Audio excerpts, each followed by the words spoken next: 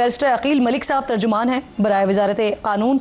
बहुत शुक्रिया आपका अकील मलिक साहब। सबसे पहले सर ये फरमा दीजिए, हुकूमत PTI मुज़ाकरात हो रहे हैं, वज़रा कह रहे हैं हुकूमत ने इसकी इजाज़त इस्टेब्लिशमेंट से ली है, लेकिन DG ISPR का जो बयान हमारे सामने आता है उससे बड़ा लाउड एंड क्लियर पैगाम सामने आता है कि इमरान खान के लिए कोई रिलीफ नहीं है। तो फिर क्या समझे, ये जो हुकूमती मुज़ाकरात हैं इसका नतीजा क्या होगा अकील साहब? बिस्मिल्लाहिर्रहमानिर्रहीम। किरण साहब बहुत बहुत शुक्रिया। देखिए, सबसे पहली बात है कि मुज़ाकरात का जो अमल शुरू हुआ है बड़ी खुशाइन बात है। मैं आपके 12 दफ़ा कई प्रोग्राम्स में ये बात कर चुका हूँ कि मुज़ाकरात ही वाहिद हल है तमाम तर सियासी इशूज़ का, तमाम तर सियासी मसाइल का। आज बिल्कुल DG ISPR की प्रेस स्टेटमेंट थी और उनका जो प्रेसर था उसमें 9 मई के हवाले से उन्होंने बात की। उन्होंने कहा कि ये पाकिस्तानी कौम का मुकदमा है और हम भी यही कह रहे हैं कि ये पाकिस्तानी कौम का मुकदमा है, ये पाकिस्तानी अफवाज पाकिस्तान या पाकिस्तान आर्मी का मुकदमा नहीं है। 200 से ज़ायद मकामात पे जाके जिस तरह एक केयरफुली प्लान्ड, केयरफुली जो क्यूरेटेड एक इवेंट थी, जो अफसोसनाक वाक़या था, एक प्रिसिशन के साथ जिसको जो है प्ले किया गया और तमाम तर लोगों ने देखा, अपनी इनकी एमेचर वीडियोस मौजूद हैं। ये दोनों पैरेलल चीज़ें चल सकती हैं। मुज़ाकरात अपनी जगह और 9 मई के जो मुल्ज़मान को कैफ़रे किरदार तक पहुंचाना है, और जब तक आखिरी मुल्ज़म कैफ़रे किरदार तक नहीं पहुंचेगा तब तक पाकिस्तानी कौम को भी चैन से नहीं बैठना चाहिए। और उसकी वजह यह है कि ये पाकिस्तान का 9/11 था, पाकिस्तान का 9/11, और इतना बड़ा सानिया जो हमारी कौम और हमारे मुल्क में मैं समझता हूँ कभी इतना बड़ा सानिया नहीं हुआ। बिल्कुल जिनका मिलिट्री ट्रायल हुआ है उनके केसेस जो हैं कंडीशनल अप्रूवल के साथ सुप्रीम कोर्ट ने इजाज़त दी और मशरूत इजाज़त दी और उनके जो सज़ाएं थी उनकी डिक्लेरेशन हो गई। यहाँ पे ये बात ज़रूरी है कि बाकी ATC के कोर्ट्स, जिन ATC अदालतों में मुकदमात हैं 9 मई के, उनको बिल्कुल फिलफौर एक फास्टर पेस पे चलाने की ज़रूरत है और एक उसमें तेज़ी लाने की ज़रूरत है, क्योंकि 1.5 साल के बाद किरण साहिबा ये आपके लिए भी अचंभे की बात होगी, क्योंकि मैंने GHQ आरा बाजार वाली जो FIR है, GHQ पे जो हमला किया गया, मैंने खुद उस ट्रायल की एक प्रोसीडिंग ऑब्जर्व की। मतलब वहाँ पे चार्ज फ्रेम ही नहीं हुआ था 1.5 साल से, और इतने डिलेइंग टैक्टिक्स का इस्तेमाल किया जा रहा था डिफेंस की तरफ से। कभी कोई एक आके कहता है कि जी मुझे माफ़ी हाजिरी दे दी जाए, कभी दूसरा जो मुल्ज़म है वो आके कहता है कि जी मैं आज इस वजह से पेश होने से कासिर हूँ। तो कम से कम ये तमाम तर चीज़ें वंस एंड फॉर ऑल जो हैं ये डिसाइड होनी चाहिए। जो कंडीशन सुप्रीम कोर्ट की तरफ से है वो तो बिल्कुल है और उसकी इजाज़त भी है। सही सही। अकील साहब साथ ही मौजूद रहेगा। इतनी वाजे, इतनी लाउड, इतनी क्लियर प्रेशर के बाद अब सवाल ऑब्वियसली ये बनता है कि इमरान खान साहब को जो खदशात थे बारहा वो जिसका तस्करा करते रहे, क्या अब ये मुमकिनात है में से है कि इमरान खान का मिलिट्री कोर्ट में ट्रायल हो? इस पर मैं आपसे बात करूंगी। एक छोटा सा ब्रेक लीजिए नाज़रीन, ब्रेक के बाद वापस आते हैं।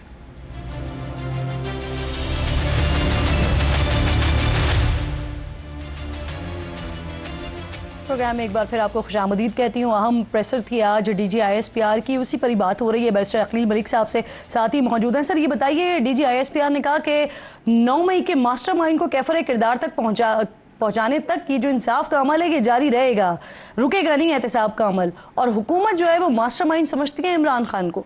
तो क्या उनका केस भी मिलिट्री कोर्ट में चल सकता है, ट्रायल हो सकता है अकील साहब? देखिए, लाजमी नहीं है कि उनका केस मिलिट्री कोर्ट में जाए।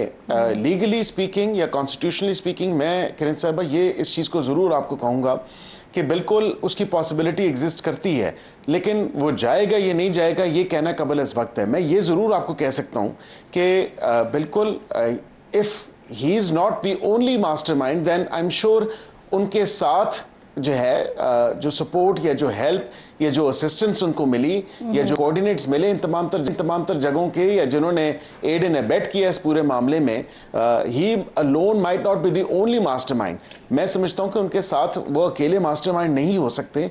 जाहिर बात है उनको दीगर जो सपोर्ट थी या दीगर जो इंटरनली, मैं तो सो मच सो ये भी कहूंगा कि जो वेल अवेयर थे इन तमाम तर कोऑर्डिनेट्स के, इन तमाम तर लोकेशंस के, इन तमाम तर मकामात के, और उस अफसोसनाक जो वाकया बर्पा किया गया 9 मई वाले दिन, तो इस तरह तो पॉसिबल नहीं हो सकता कि ये लोग खुद ब खुद जो है वहां पे पहुंच जाएं, ये खुद ब खुद जो है मुंह उठा के वहां पे चले जाएं। तो ये एक बड़ी सोचने वाली बात है। This is something well coordinated था, थिंक ओवर कि ये किस तरह केयरफुली प्रिसिजन के साथ क्यूरेट किया और फिर उसको जो है करवा के पूरी कौम को देखा भी कि ये उन्होंने एक अफसोसनाक वाकया 9 मई वाला, तो बिल्कुल उनको कैफे कर तक। मलिक साहब, आज के प्रेसर में अफगानिस्तान, भारत और इसके साथ साथ क्या अमेरिका के लिए भी कोई पैगाम था, जहां से मुसलसल इमरान खान की रिहाई के हवाले से बातें हो रही हैं, मिलिट्री कोर्ट्स पर इंटरनेशनल दबाव का भी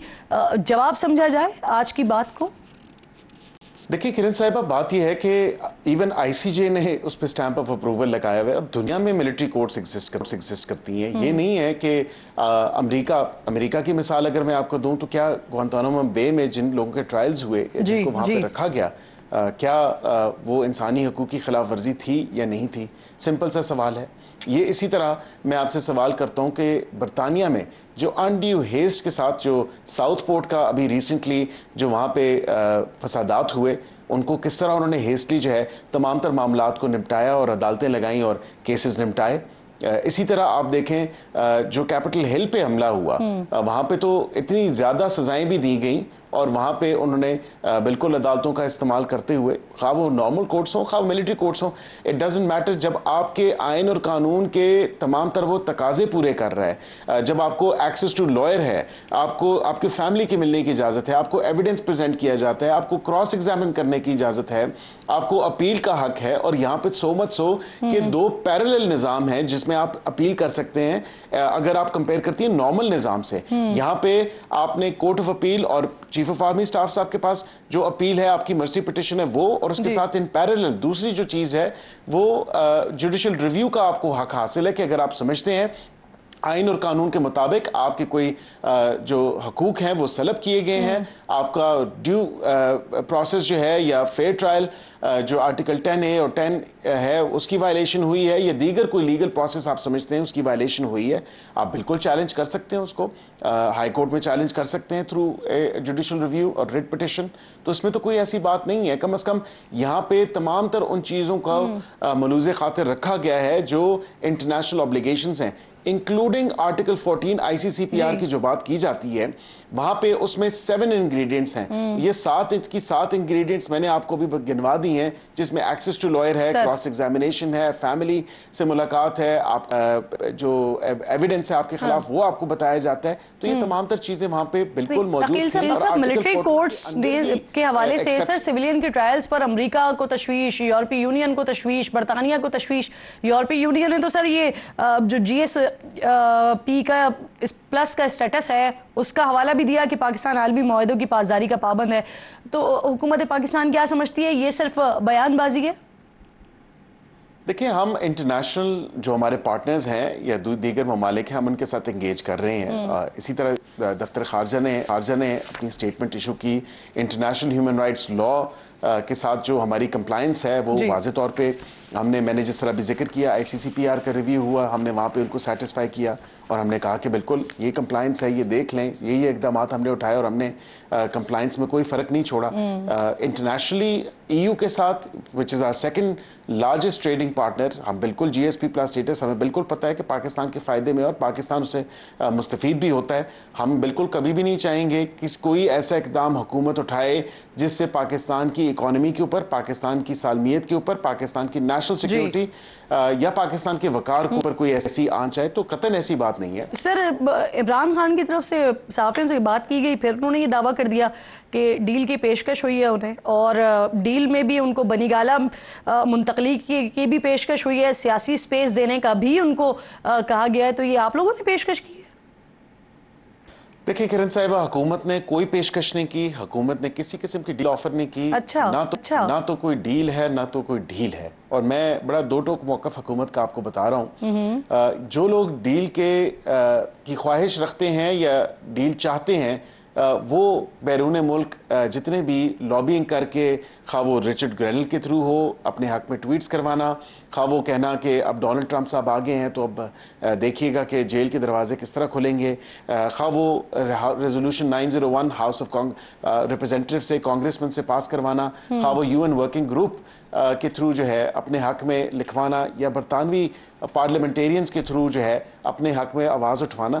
तो डील के तो जो हासिल करना चाहते हैं वो अपनी तगोदौ करते हैं। चलिए, आप बड़ा क्लियर कह रहे हैं कि ना कोई डील है और ना कोई ढील है, लेकिन दूसरी तरफ सर आज बिलावल भुट्टो साहब बात कर रहे थे और वो अक्सर ही नाराज रहते हैं, इत्तेहादी हैं आपके। आज तो बाकायदा उन्होंने फॉर्म 47 जाली मैंडेट का ताना भी दे दिया। सर, इसकी क्या वजह है?